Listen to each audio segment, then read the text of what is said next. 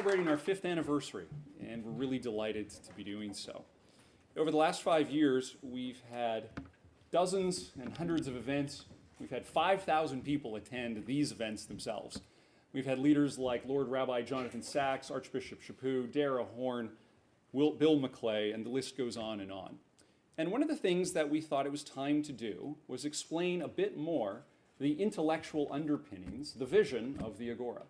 We've had economists and artists and novelists and attorneys tell us about what their work is, and we haven't perhaps explained what our work is.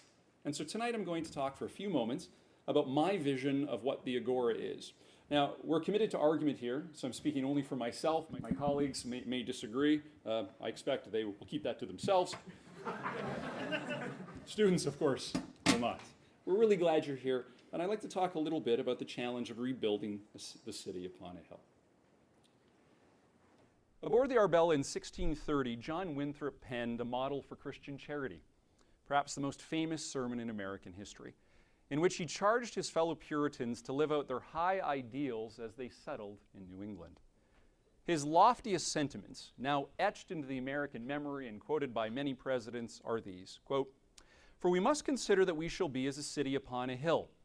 The eyes of all people are upon us, so that if we shall deal falsely with our God in this work we have undertaken, and so cause him to withdraw his present help for us, we shall be made a story and a byword throughout the world."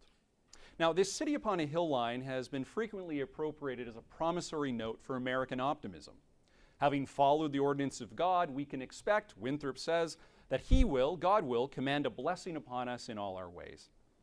Oftentimes less observed, however, is Winthrop's sharp warning, quote, "Embrace this present world and prosecute our carnal intentions, and the Lord will surely break out in wrath against us and be revenged of such a people and make us know the price of the breach of such a covenant." Now, I don't know if that's true or not, but given the current state of our common life, it's understandable why some may think that Winthrop's overlooked admonitions were in fact prescient. There is, for many of us, a palpable sense of malaise in our culture just now. As we know, the political disputes in our own society and our times are intense, oftentimes apparently intractable. On almost every side of the social and political divide, many decry the current state of our culture and institutions, almost as though accepting that Winthrop's warnings have come true. Now, in my text, I have a litany of examples. I suspect that I could ask you to shout out examples of where you see patterns of decline, and we could be here for a while. And I think it would be interesting even to see the disagreements about what counts as decline. I'm not going to have you shout out those examples. But for many, including myself, something seems broken. As one of the great spirits of our own time, John Paul II, suggested, there seems to be no doubt today that modern culture is undergoing a crisis. In fact, already it does appear as the principal animator and unifier of society, which in turn now appears to be disunited and in difficulty with regard to assuming its mission of making man grow spiritually in every aspect of his being. Now, at such times, when there's crisis, when something seems broken, we look to rise to the occasion. Yet it's not obvious that we are doing so. Politically, we observe unrest, even at times rage. Educationally, we've settled for very low goals of technical competence, failing to provide even that to many of our fellow citizens. Our artists and poets entertain us, but those who might challenge our imaginations and push us into something better seem in short supply, and the most famous seem to provide mere spectacle or rehearse a dreary litany of transgression. As for religion, believers seem to have largely capitulated to the zeitgeist, or they huddle dazedly behind the ramparts, or they irresponsibly flee to another worldly pietism. As the great Russian thinker Nicholas Berdyaev described, we seem to be, as a people, utterly enervated, tired out, no longer full of creative enthusiasm, he says, but exhausted, weak, without faith, empty. Now, the various proposals and policies often and anxiously suggested for dealing with decline seem to forget, however, that managing symptoms never brings a cure. Sound policy, no matter how needed and desirable, can never reverse decline, for politics always follows culture. Culture is prior to politics, and it's cultural disequilibrium which can only be shored up for a very short time before it breaks its banks. Now, the term culture is uttered more often than it's understood. But whatever it is, it seems tied to something fundamental about the human being. As social and rational beings, we live and work together, not only for our own mutual benefit and survival, but as persons in search of ultimate meaning and purpose. Human life is human rather than merely animal because it is cultural. Culture is the human way of existing in the world. And at the core of every culture, even if it doesn't admit it, is an attitude toward the great mysteries of human meaning, especially an attitude with respect to the greatest of all mysteries, the existence of God. It is here at the greatest of mysteries, the very meaning of our existence, that we notice the alienation of our own moment. Our loss of vigor, our social and political problems, even our cultural disillusion seems to have as its base a true crisis, says John Paul II. It is, he says, a metaphysical crisis. Now, as far as I can tell, pragmatic Americans generally don't have much time for metaphysics. One of our original insights, in fact, was that a peaceful and wealthy society simply wouldn't deal with such questions, but in a spirit of benign neglect would get around to the steely business of life, liberty, and the pursuit of happiness. We as a people tend to agree with Tocqueville, that great observer of the spirit of democracy in the United States, who dismissively remarked, this is him, "I have always considered metaphysics and all the purely theoretical sciences, which are useless for the realities of life, as voluntary torments that man deliberately inflicts upon himself." Some of our students right now are saying, "I knew it." Now, as understandable as Tocqueville's sentiment is, it's false. All of our political institutions and freedoms presume a view of the nature and meaning of being a human being. And all of our institutions rely upon shared cultural assumptions, certain truths that were thought to be self-evident, truths about morality, self-governance, and meaning. Having lost or rejected those truths, John Paul II notes that the person in contemporary society now asks himself in anguish, just who am I? This is still John Paul II. The objective view of truth is replaced with a more or less spontaneous and subjective position. Objective morality gives way to an individual ethic, and as a result, manipulations of every sort arise, and the human feels each time more insecure, with the impression of living in a society that seems to be lacking in convictions and ideals. We've forgotten ourselves. And in our confusion, we have exchanged the truth about the human being for mastery. And despite our power over the world and over each other, we are alienated, insecure, anxious, threatened, and fragile. It is perhaps no accident that victimization has emerged as the pervasive and dominating norm in our own time. We have made ourselves masters of the world, governed by nothing other than our own autonomous choice, and thus we live in deep and constant fear of the autonomy of others. So while metaphysics may seem abstract, maybe even an indulgent luxury in the face of real and immediate problems which need our immediate attention, it turns out in the end that nothing is more needed or kinder to those stricken with the spiritual poverty of our time than insistently asking, who am I, what are we, and what are we for? Or to put it in another way, an education in metaphysics is an act of mercy. Students, you can remember that as well. An education in metaphysics is an act of spiritual mercy. And so it's our good fortune that Winthrop and the others aboard the Arbella did not arrive empty-handed, for among their cargo was the cultural heritage of the West. Their new city, the city they hoped would brilliantly shine from the hilltop, was already populated by inhabitants of three other older cities, Jerusalem, Athens, and Rome. Like Winthrop, we are all, each of us, deeply formed by how these three great cities dealt with the meaning of human existence. And in turning back to the source of our civilization, turning to the well springs of our culture, we can rediscover the truth of our being and find the cultural resources for the reversal of our present decline.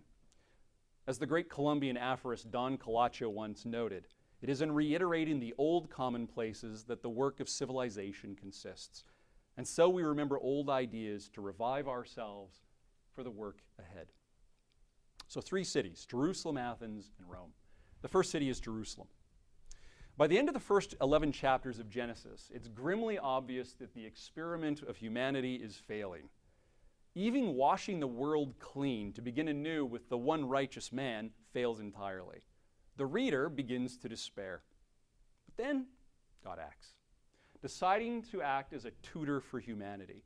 And he instructs Abraham into a new way of being human, which is very odd because Abraham is childless, he's abandoned his own father, he does not know how to be a husband. Remember how he treated Sarah in the harem of Pharaoh?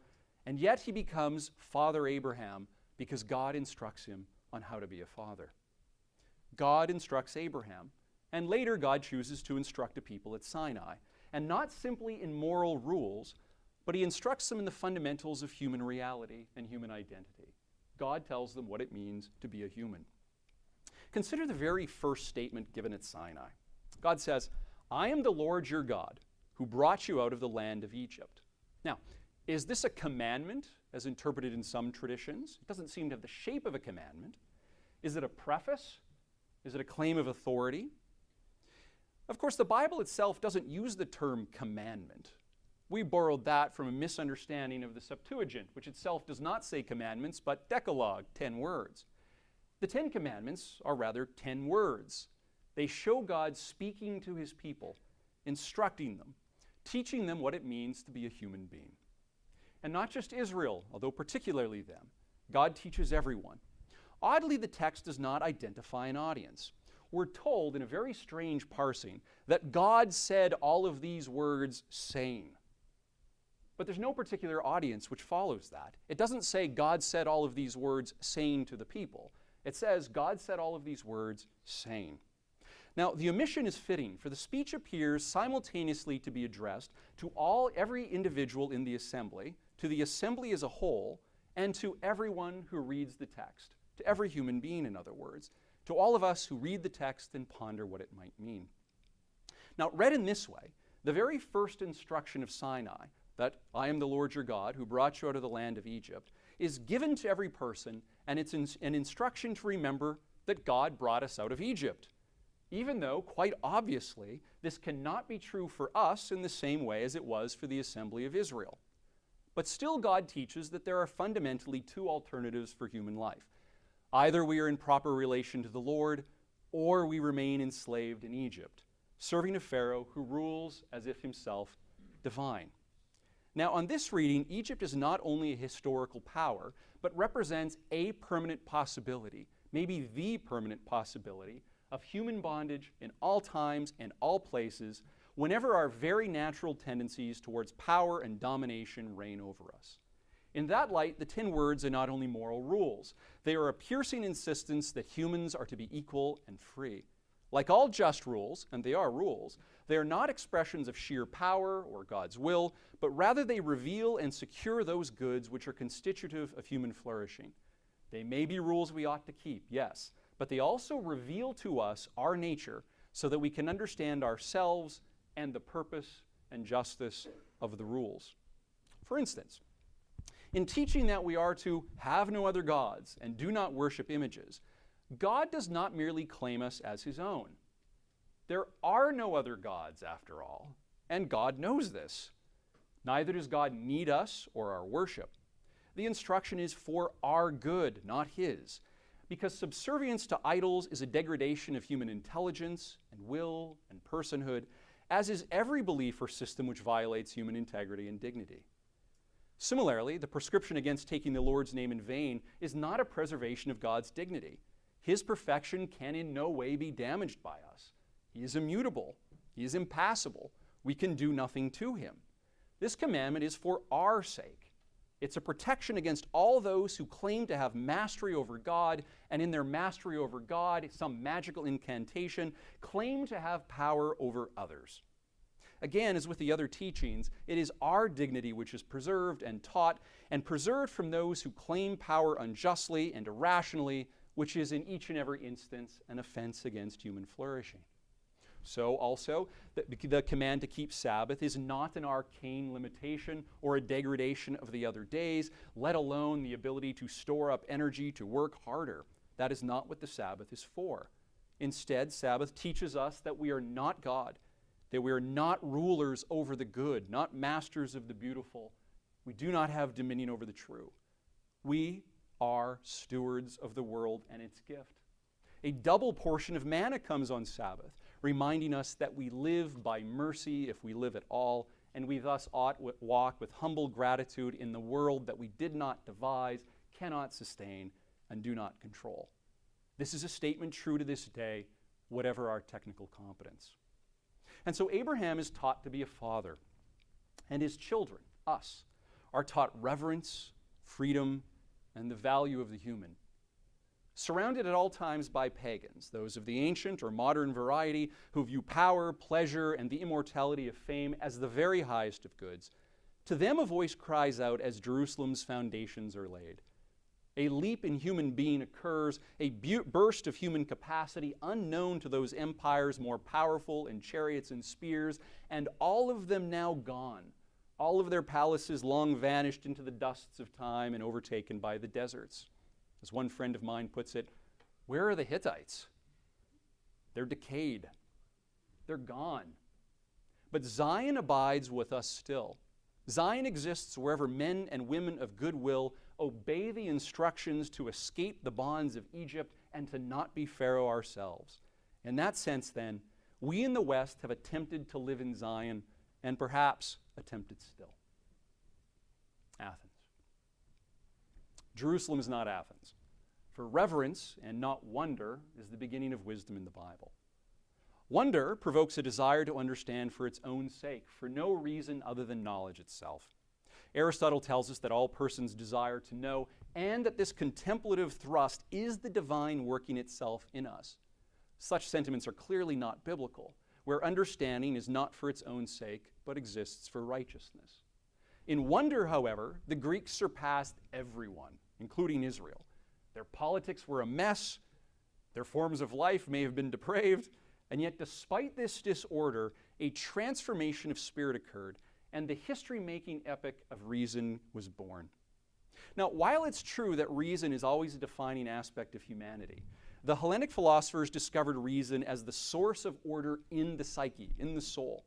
They discovered that reason was the force and order, a criterion of order immanent to and operative in the human, not external to the human, not imposed on them from beyond. In doing so, the philosophers consciously engaged in a profound and personal resistance against the moral and social decay of their time. For the ancients, philosophy was a way of life. It was not an abstract game, but a series of practices and disciplines. It was not even for them the writing down of doctrines or arguments. It was the art of living well together. Now, just as Jerusalem came to life when humans underwent a fundamental shift of consciousness, a leap of being, so too Athens, as a symbol of order in the West, arose when reason was discovered as the criterion of order. As the rational animal which we are, we experience ourselves in a persistent state of restlessness. We are restless. We are restless people, and this is good, but it's strange. A dog gets enough to eat and goes immediately to sleep. The human gets enough to eat and begins to wonder about the meaning of it all, giving up both ease of sleep and mind, and sometimes agonizing about whether they have it right. It's a very strange phenomenon, isn't it? The moment where you're most comfortable and most secure, you begin to wonder if you have a point.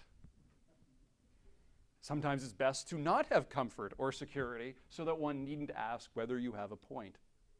Perhaps you remember this experience of wonder. You remember the experience? I'm something of an existentialist. These experiences matter to me enormously. You remember that jolting realization of the deep and abiding mystery of it all? Poetry suffices now, prose does not. You remember the deep and abiding mystery of it all? The mystery of yourself? Here you were, halfway between birth and death, from nothingness to nothingness, with the nothing drawing nearer at every moment. That's what the Agora Institute is about. Later I'll be talking about fundraising, and if that doesn't sell you, I don't know what will. Still, in the face of nothingness, you are mystery. Why is there something rather than nothing? Mystery. of all the possible somethings, why me? The whole universe comes up with me. Now, the rational animal experiences themselves as a questioner, conscious more than anything else of the questionable character of their own existence and status. We are a problem to ourselves. We discover ourselves as a questioner, and we exist as a questioner in a reality beyond our mastery. The philosopher feels herself as called, as moved, drawn by some unknown but compelling force, and she feels this force is a kind of love, something almost akin to a mystical experience whereby reality reveals itself and makes demands of us. Now, no one who has ever experienced the eruption of reason as a way of life feels indifferent to it ever again.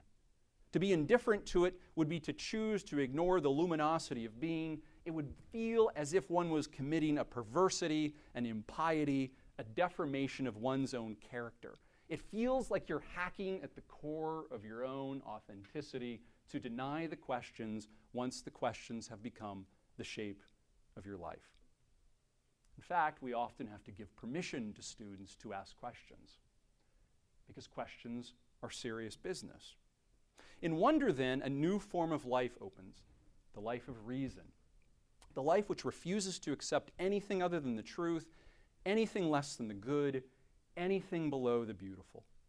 In so doing, history unleashes a force constantly resisting and rejecting the sirens of disorder.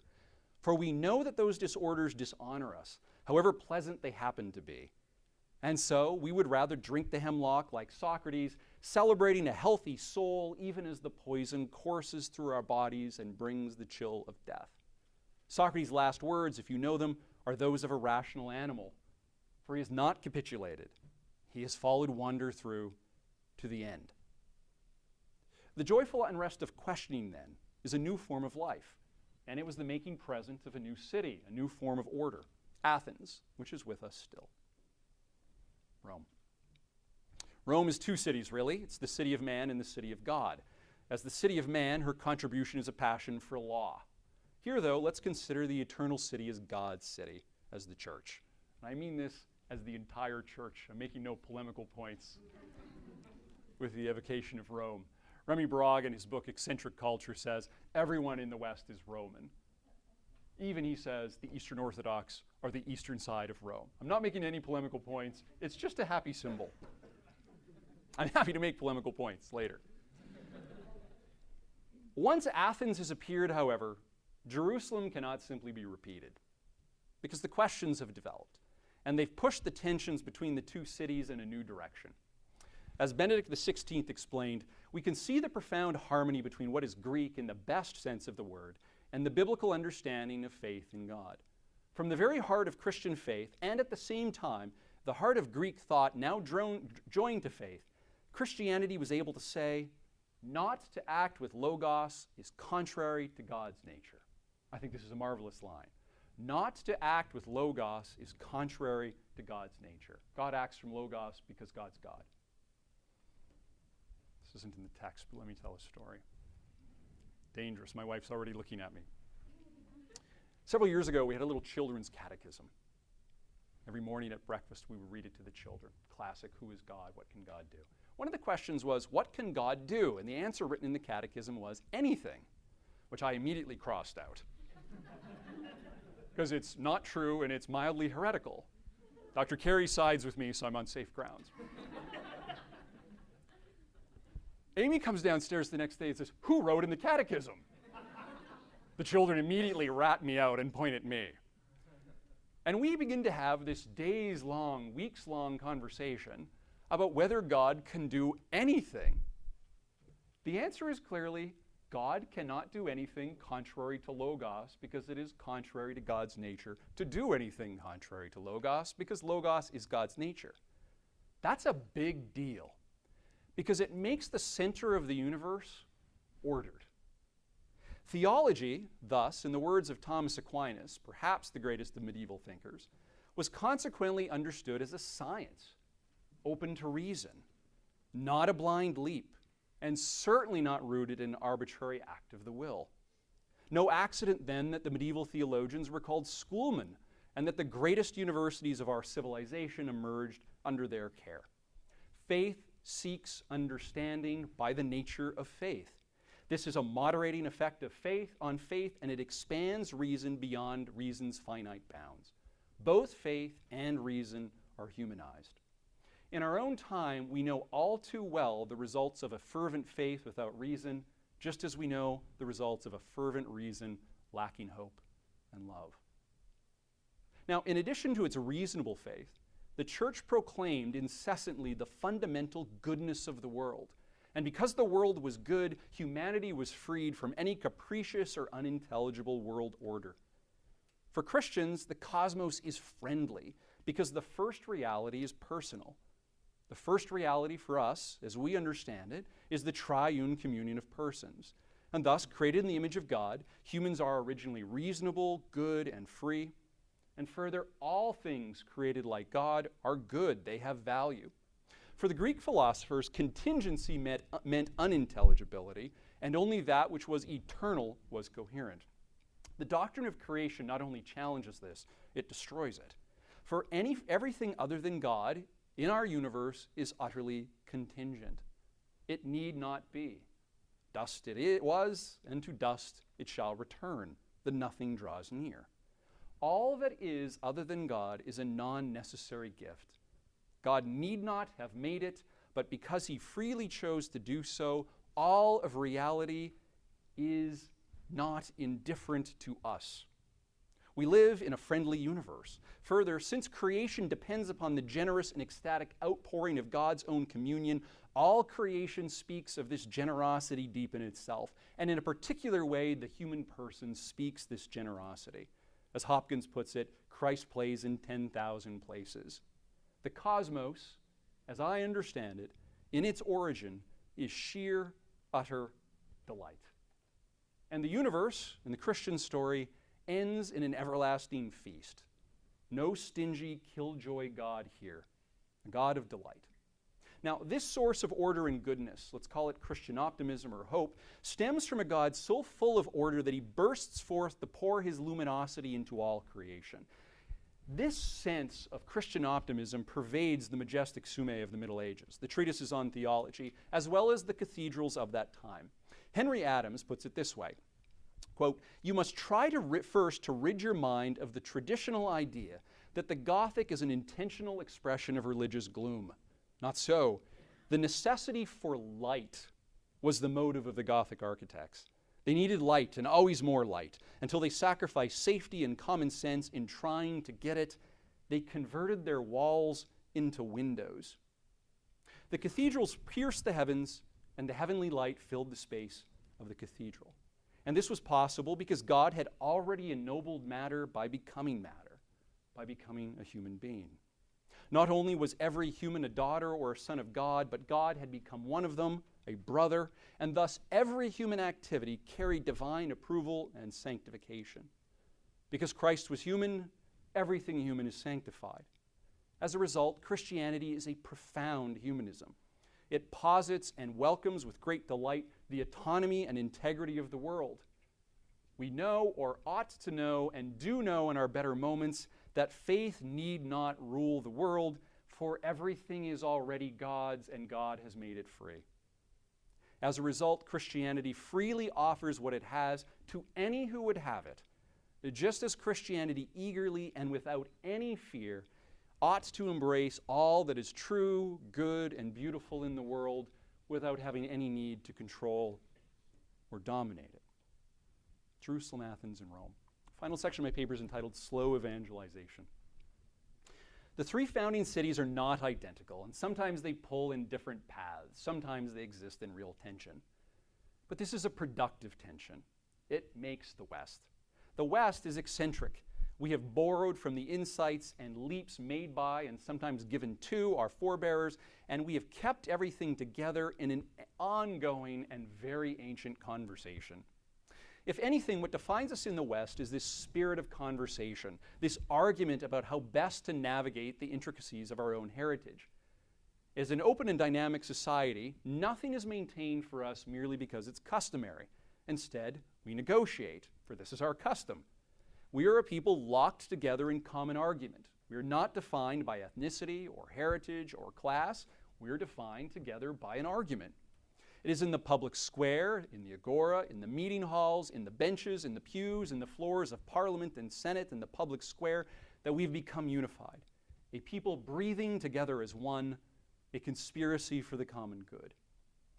Now, metaphysical revolt, as identified by John Paul II, throws all this story into doubt. Our way of life and the institutions which secure that way, as fragile and as imperfect as they are sustained by deep commitments about an ordered and intelligible universe, by natural law and natural rights, responsibility for ourselves and others, the inviolability of human dignity, the rule of law rather than will, family as the seedbed for happiness and religion, private property, free conscience, the necessity of virtue, and a serious and pious regard for the wisdom of the past, just to list some of my favorites. Lacking these commitments, or even opposing them, many have fallen prey to the tyranny of relativism. For our own time of alienation, where freedom is defined without reference to the true or the good, the beautiful becomes mere spectacle. Education becomes mere efficiency. Religion becomes violent or pietistic, and a bored indifference settles in. Happier with the pleasures of entertainment than with the struggles for genuine authenticity and real human flourishing. We are, in the words of C.S. Lewis, too easily satisfied. Or to quote again Don Colacho, violence is not necessary to destroy a civilization. Each civilization dies from indifference toward the values which created it. Now, on their own, the institutions of our common life do not create and have proven utterly incapable of sustaining the deep values upon which they depend. Our institutions depend upon these. They can't create them. They secure what is already there. And thus we decline insofar as we reject what it means to be a human being. Our institutions, which were created to secure human flourishing, are like a fire without oxygen, slowly burning out. Rejecting God, we lose the human. Losing the human, we lose our cultural dignity. Now, for those of us with Christian faith, despair is not permitted. It is a sin. And despair is not just any sin. It is the one unforgivable sin. For it asserts that God is indifferent or impotent. So, we do not despair. Just like that. We do not despair. It is not permitted, so we do not do it. You may be tempted, but we do not do it. It is not done. Instead, like our spiritual mothers and fathers, we do what has always been done by the people that many of us are. We shape and direct our wills to the conversion of the pagans. I can't wait to talk to Dr. Carey afterwards about that line. But it is not enough, it is not remotely enough to think that converting the pagans means converting souls only. Humans are not souls. Humans are persons. And because it is culture which distinguishes humans from the animals, and since humans are to be redeemed in their totality and not merely in one of their parts or properties, we are to be redeemed properly as human, not as splintered and disintegrated, and thus culture must be redeemed. Not warred against or conquered, and certainly not escaped, but not surrendered either. I think that's the core that we need to think about. As persons, we exist culturally, and so to be redeemed as full persons, the culture is redeemed, not warred against, but not surrendered. Now, whatever else it means, I think it means that the three cities need rebuilding. Their walls repaired, their streets repaved, gardens tended. This is the work of centuries. This is a slow evangelization. It's not a momentary decision. It's not a program. It's not a slogan. It's not a gimmick. We will need to be like gardeners who turn the soil in winter, not knowing whether we shall ever see spring's new life, but knowing that the soil, bare now, must be tended. Because we know that in soil, no matter how eroded or degraded, there is always the dearest freshness deep down. For soil was made by a God who made that soil and who himself became a soiled man.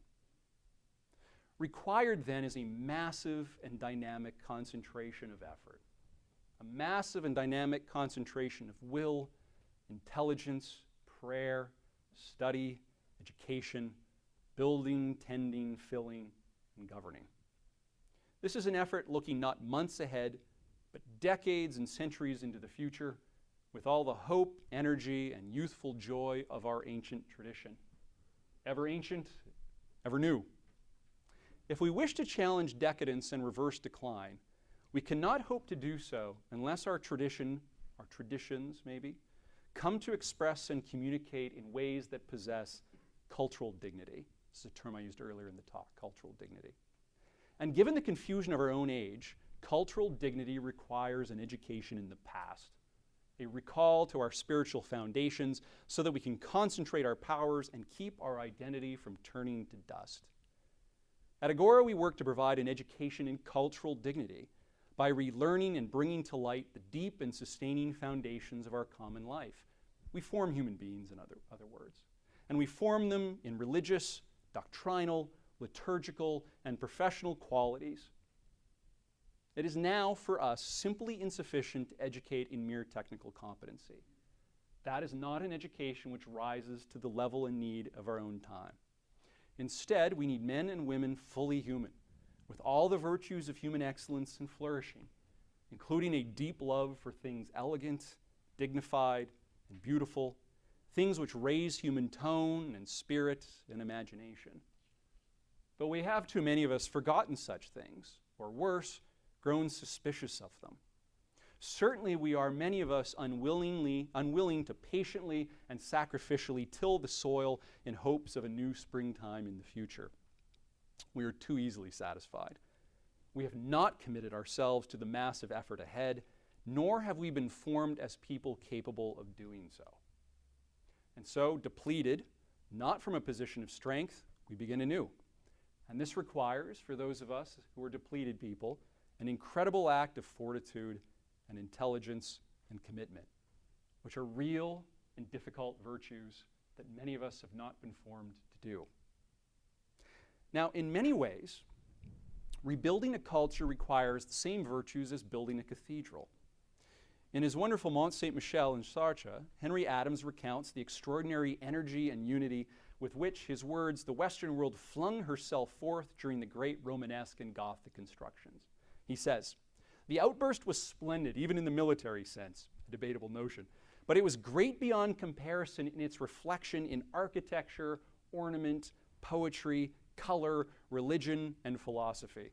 Its men were astonishing, and its women were worth all the rest." And they built well, he says, at great cost, just as we now must do. The abbey at Mount St. Michel, Adams says, is made of granite. Not just the visible and surface sections, but even the hidden crypts and storage rooms. The rooms that no one ever saw. He says that they are superbly built of the hardest and heaviest stone within reach, which is nowhere settled or given way. Now, interestingly, even now, a massive construction project is underway at Mount St. Michel. It's been around since the 8th century as a monastic community and was a military stronghold well before that. If you know anything about the Mont, it's made on an island roughly half a mile off the coast, accessible only at low tide, with high tides almost 50 feet high, sweeping attackers and sometimes pilgrims out to sea, earning it the nickname St. Michael in Peril of the Sea. Now, over the centuries, silt and marshes have encroached and the island joined up with the mainland. The island, the church, the mount, lost its separation. It was no longer surrounded and protected by the sea, but instead threatened by the rise of sand.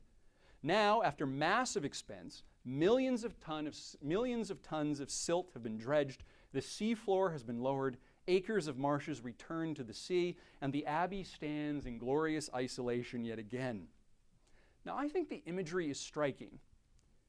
This ancient church comforted and housed all those braving the dangers of pilgrimage. But in time, the church lost its particular character. It joined too completely with the mainland. And in order for that church to be properly itself, a great work was needed. And the great work was done. And again, it attracts pilgrims from all over the world, those who return sanctified to their ordinary worldly tasks. Building and repairing extravagantly for God, the human city was rebuilt. It became a city upon a hill. Now, tonight we celebrate our 5th year as an organization. Much has been accomplished. There's been hundreds of events, thousands of individuals reached, dozens of students formed and placed at law schools, high schools, investment houses, seminaries, even hearths. We have an Agora baby on the way. We've placed students at all the places where cultural renewal occurs. And there's been many books and conferences and workshops and articles and essays. We've been hard at work, but work remains. And so, in keeping with our attempt to rebuild the city upon a hill, which is done by building magnificently for God first, and building of granite all the way down, we're pleased to launch tonight the campaign for Agora, highlighting our commitment, borrowed from the ancient Athenians, of inviting all to speak, of inviting all of you to join us. We're looking to raise in this next year $100,000 and have 100 new partners invest with us, whether those new partners give amounts large or small. And we have, it seems, already raised $65,000. Now, a difficult task awaits us. We're asking you to join us, to support us, as we construct cathedrals, cultivate the soil, rebuild cities, shape the human future, and slowly but steadily bring the good news of cultural dignity to a waiting world. Thank you very much.